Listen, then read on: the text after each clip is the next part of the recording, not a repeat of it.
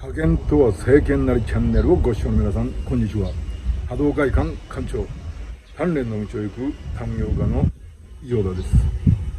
今回はね、ここはどこかと言いますと、波動会館道場の目の前の駐車場にね、私の自宅の軽トラがありますが、この軽トラの荷台からお送りしています。今上半身裸なのは毎年夏の日課としている日焼けですね。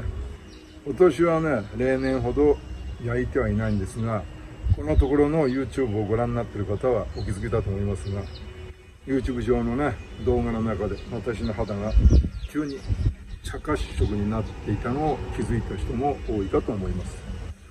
このね、軽トラの荷台の上に道場のジョイントマットを引いて日焼けをするんですが、昔と違ってね、紫外線がかなり危険だと言われてますから、我々の時代では有名なコパトン、当時はね、サンオイルと言われていたんですが、今はタンニングウォーター、日焼けのね、ベタつかない水のような成分で、このまま横になって素焼きすると本当にやけどしちゃうんで、強いね、日差し、紫外線を避けながら徐々に茶褐色に、小麦色に焼けるというタンニングウォーター、これを使っています。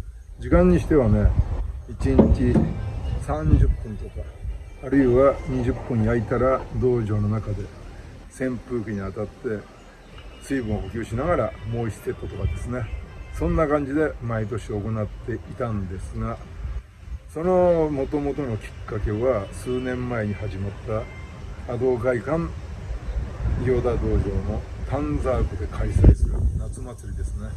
その夏祭りの舞台で、私が派遣空手の方、上半身裸になって兵具、ね、猫科系動物を乗せるこの肩甲骨のしなやかな肉体を見せるたびに、映えるためにね、見栄えするために白い肌だとお客さんには直射日光でわからないので、こうね、毎年茶褐色に焼けながら肩の肉体披露をしていました。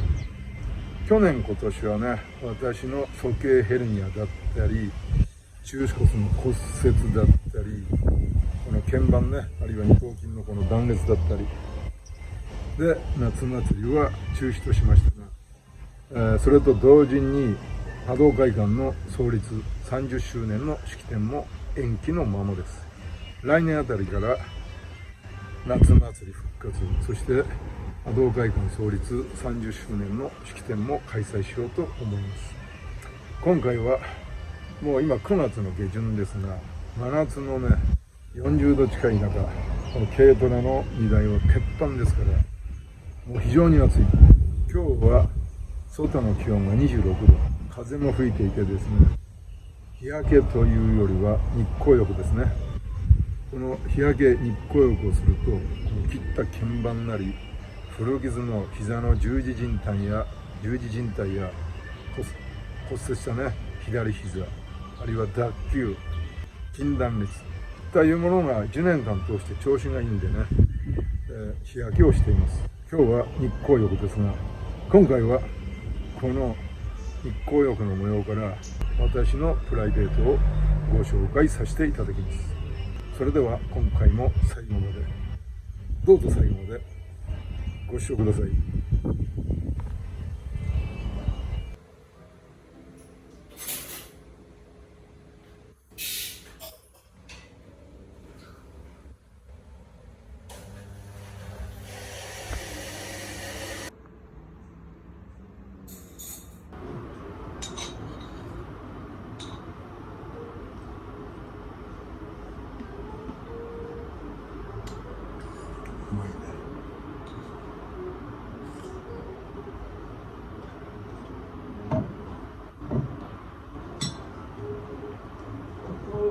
道は上がってったことはないですか？ここの道ですか？はい。ここはないですね。ここ行くとどうなんですかね？大野山って知ってます？あ、知ってますよ。大野山の牧場に行く道なんです。あ、そうなんですか。ええ、あ、なんかそれで牧場とか書いてある。あ、そうなんですね。途中狭くなります。まあ観光牧場ではないんで、うん、特に何かあるわけじゃないんですけど、うん、牧場がある関係で山頂まで車道があるので、うん、遅いんですけど、うん。車でも行きます。そこの牧場が終点、その道の。そうです。で、そこは人気のハイキングコースなので、うん。週末とか結構ハイキングの人が歩いてます。天気見て、まあ、これから紅葉の時期はかなり行くんですよね。うん。山頂から富士山がよく見えるので。ああ、そうです。場所的にそうですね。富士山がよく見えて、大野山の上行くと丹沢湖も見えるので。うん。今あれ若い時結構ご年配のハイカーの人多いでしょ。いろいろ。ここは本当初心者からベテランの人まで、結構来てくれるんで。うん。ですので。山の帰りに寄ってくれて気に入ってくれて、いや気に入るでしょ。で今度車で来たよっていう方もいらっしゃいます。普通にね行くとね、今ちょうどそのとこで目の前で工事してるんじゃないですか。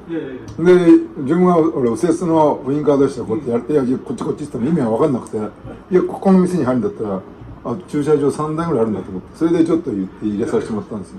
そうですか。うん。いやでもいいとこですよね。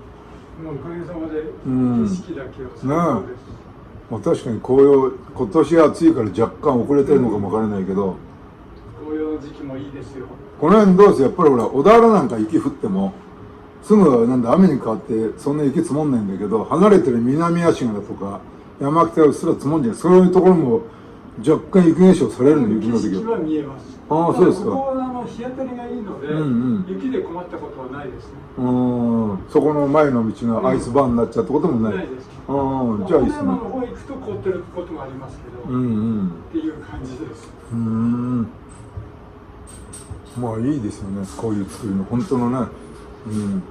もうこれも全部手作り、ここ建てるの。自分です。なんかそんな感じですもんね。なんか業者さんがやってるっていうような感じじゃなくて。自分でもう23年前に作りました。23年って長いですよね。いつもテーブルも全部作ってます。いや、気に入りまして。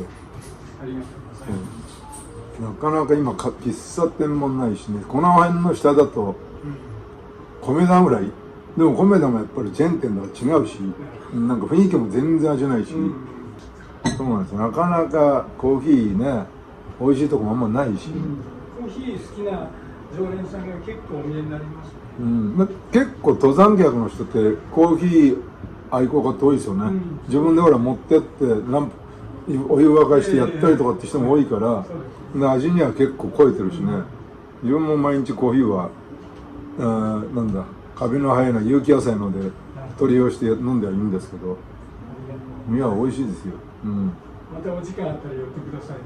寄りますよ。多分月曜日ってどうなんですか？やっぱり平日の一番最初の日だからそんな混まないでしょ。そうですね。自分の仕事の関係で月曜日の休みだから、あとはまあ祝祭日の頃、祝祭日は結構その辺の川崎も道路が動かなくなっちゃうんですか。だから結構月曜日、その方が何人かで来たりして。週末とかですとこういう時間が取れないです。いやまずマスターと喋れないでしょうね。昨日なんかもすごかったです。ですのでありがたいです。でもそういうなん土日に来る人ってのはリピーターの人もいいけど一元さん多いんでしょ。結構遠くから来てちょっとたまたまここね、まあ検索しなければこっち外れに上がるってことまずないから、多分そういうなんだ都会から来た人はびっくりするんでしょ。この雰囲気とか。席もこんだけあるから多分普段はいっぱいになっちゃってるんだなと思って。平日の今言った月曜日なんてのはブラック予約なんかまずしなくても大丈夫です。2、3人で来ても。じゃあ逆にもし言ったように祝祭日とか日曜日は予約ってできるんですか？でもまあ一般のお客が来ますもんね。そのと入れなくなっちゃうからね。いいっすよ。月曜日やってるのと、あとはそうね、たまたま今日は月曜日定休日の店っても多いんで、だからなかなかって感じだったんですけど。うち外にも席があるんで。そうなんですか。最近ワンちゃん連れてくる人なんか外で盛り上がってます。確かにいいですよね、で外の景色ね味わいながらね、でやっぱり同じ小田原でそんな離れてなくても若干温度がちょっと涼しいんですよ。あと見た目的にもそのね川の音とかね、最高の。後でそこのドアからちょっと見てください。ああ、わかりました。ここから出れるんですよね。ああ、見させてもらいます。ありがとうございます。とんでもないです。ありがとうございます。